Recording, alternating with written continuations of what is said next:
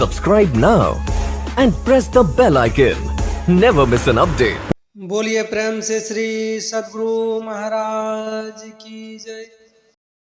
साधना को करने के लिए अनेक प्रकार के मार्ग होते हैं और इस साधना के मुख्य 4 मार्ग हैं। प्रथम मार्ग आरंभ से अंत तक सीधा होता है। दूसरा आरंभ से सीधा पर बाद में टेढ़ा मेढ़ा हो जाता है। तीसरा मार्ग प्रारंभ में टेढ़ा पर बाद में सीधा हो जाता है। और चौथा प्रारंभ में टेढ़ा और अंत तक टेढ़ा मेढ़ा ही होता है। चौभंगी में आगे कहा गया है,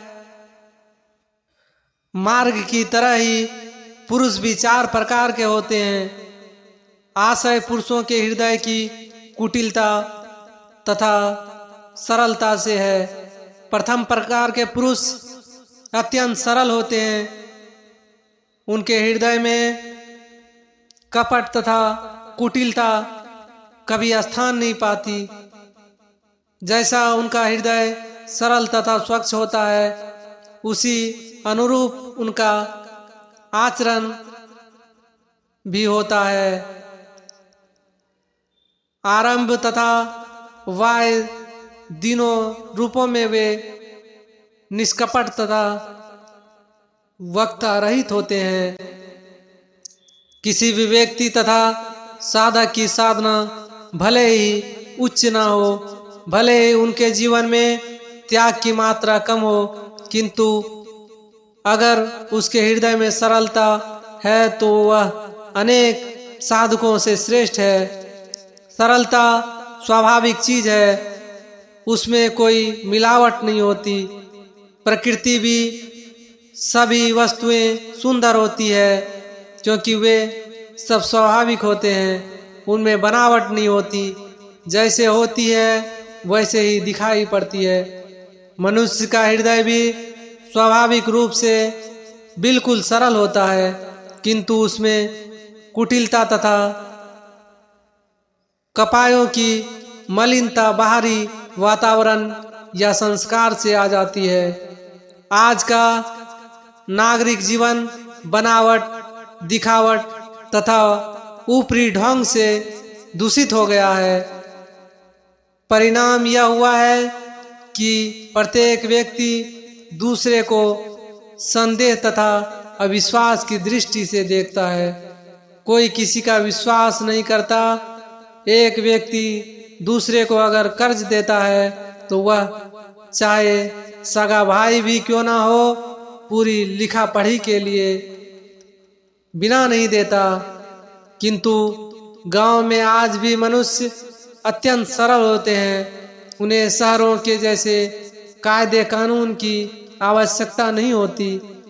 बड़ी बड़ी समस्याएं भी वे अपने गांव की पंचायतों में ही सुलझा देते हैं।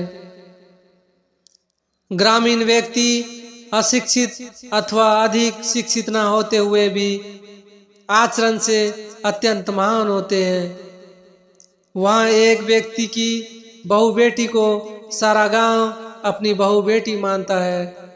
किसी कवि ने सदाचार का महत्व बताते हुए कहा है कि कोई मनुष्य कितना भी ज्ञानी, शास्त्रों में पारंगत, विद्वान तथा साक्षात बृहस्पति भी क्यों ना हो, किंतु अगर वह आचरणहीन हो तो उसे अधिक और धिक्कार है।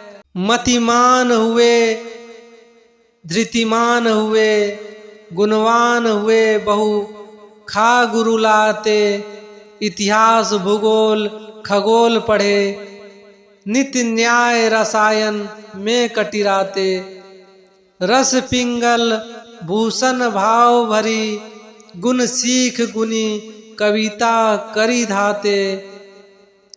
यदि मित्र चरित ना चारु हुआ, धिक्कार है सब चतुराई की बातें।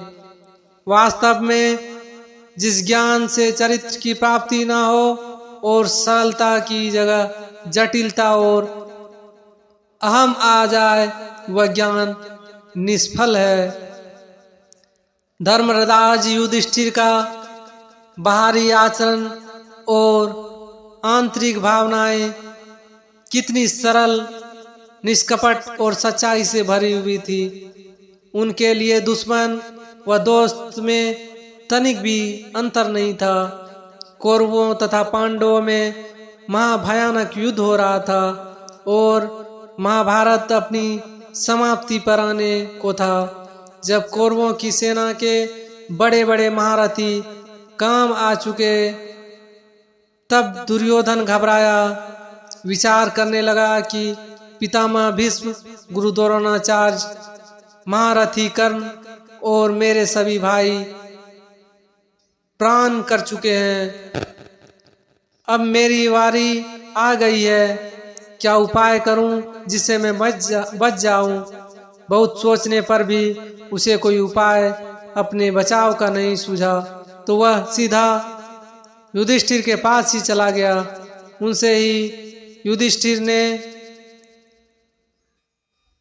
उससे ही दुर्योधन ने अपने बचने का उपाय पूछा। युधिष्ठिर सच्चे व सरल थे। उन्होंने यह जानते हुए भी कि महाभारत का मूल और समस्त गृह कलह का कारण दुर्योधन ही है, उसे ससने अपने पास बिठाया, शांत किया और कहा, भाई, कल युद्ध का 18वां तथा मेरी समझ में अंतिम दिन है। तुम्हारे लिए बड़ा अशुभ भी है, किंतु अगर मेरी सलाह के अनुसार चलोगे तो तुम्हारा काल और बाल बाका नहीं होगा। माता गंधारी महान पवित्रता तथा सियो मणि नारी है। उन्होंने अपने नेत्रों को वस्त्र से बांध रखा है। उस नेत्रों में इतनी शक्ति है कि अगर वे अपने नेत्रों को खोलकर किसी के शरीर की ओर धृतपात करे तो उसका शरीर वज्र का हो जाएगा। अगर तुम मृत्यु से बचना चाहते हो तो माता गंधारी की शरण लो और उनसे कहो कि अगर आप आज तुम मेरा मुंह नहीं देखोगी तो फिर कभी नहीं देख सकोगी। दुर्योधन को मानो नया जीवन मिल गया। वह मन ही मन खुशी से नाचता हुआ वहां से लौटा, पर मार्ग में ही श्री कृष्ण उसे मिल गए। कृष्ण ने चतुराई से जान लिया कि क्या गड़बड़ हो गई है। उन्होंने दुर्योधन को बेवकूफ बनाया, कहा, क्या तुम अपनी माता के सामने नग्न होगे? शर्म नहीं आएगी क्या? कम से कम अपने गुप्तांग को ढक लेना। कहते ही है, विनाश काले विपरीत बुद्धि। विनाश का काल उपस्थिति होने पर मति मारी जाती है। दुर्योधन ने केले के पत्ते से शरीर के गुप्तांग को आवृत कर लिया। परिणाम स्वरूप गंधारी की दृष्टि पड़ने से उसका समस्त शरीर तो वज्र का हो गया, किंतु पत्तों से ढका हुआ शरीर का भाग वज्र का नहीं हो सका। और उसी वजह से जगह जांग पर महाबली भीम द्वारा गदा प्रहार करने से दुर्योधन की मृत्यु हुई।